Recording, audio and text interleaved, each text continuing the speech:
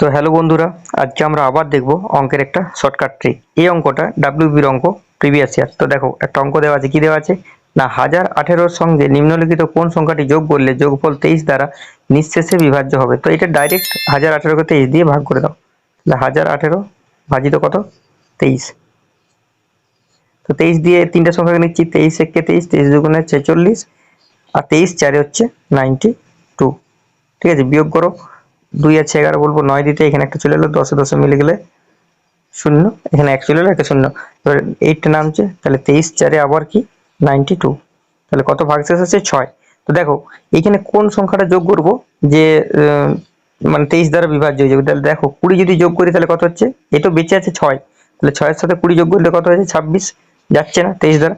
দেখো 50 হলেও যাবে না, 30 হলেও যাবে না, একমাত্র 40। 40 যদি আমরা যোগ করি এর সাথে, তাহলে এর সংখ্যাটা কত হবে, প্লাস 40 করো, তাহলে সংখ্যাটা কত হবে 46। তাহলে 23 দুগুণে কত হবে 46। ঠিক আছে, তাহলে পুরো ভাগ করা যাচ্ছে। তাহলে অপশন বি হচ্ছে অ্যান্সার। আশা করি বুঝতে পেরেছো কি করলাম। আরেকবার ভালো করে দেখো, এই সংখ্যাটার সাথে নিম্নলিখিত কোন সংখ্যাটি যোগ করলে 23 দ্বারা নিঃশেষে বিভাজ্য হবে। তো এরকম ছোটখাটো অঙ্কের ক্ষেত্রে তুমি ডাইরেক্ট ভাগ করে নাও।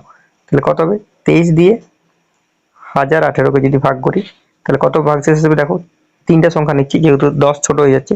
তাহলে 23 চারে কত হচ্ছে, 23 দুগুণে 46, 46 দুগুণে 92, তাহলে এটা কত হচ্ছে 9। এটা যাচ্ছে না, 8 নামাচ্ছি, 23 চারে 92। দেখো ভাগশেষ হচ্ছে 6। এবার 6 এর সাথে কত যোগ করবো যেটা 23 দ্বারা ভাগ করা যাবে। তাহলে 23 এর মাল্টিপিল কত আছে, 23 আর 46, তাই তো, আর 69 আছে। তাহলে দেখো এখানে 6 তো আছেই, তার সাথে কত যোগ করলে মাল্টিপিল হয়ে যাবে, 40 যোগ করতে হবে। তাহলে 40 যোগ করলে কত হবে 46। তাহলে এটা 40 যদি যোগ করি তাহলে সেটা নিঃশেষে বিভাজ্য হয়ে যাবে। আশা করি ট্রিক্সটি বুঝতে পেরেছো। যদি বুঝতে পেরেছো তাহলে চ্যানেলটিকে অবশ্যই সাবস্ক্রাইব করে রাখো এইরকম মজাদার অঙ্কের শর্টকাট ট্রিক পাওয়ার জন্য, এবং লাইক, কমেন্ট আর শেয়ারটা করতে ভুলো না। Thank you.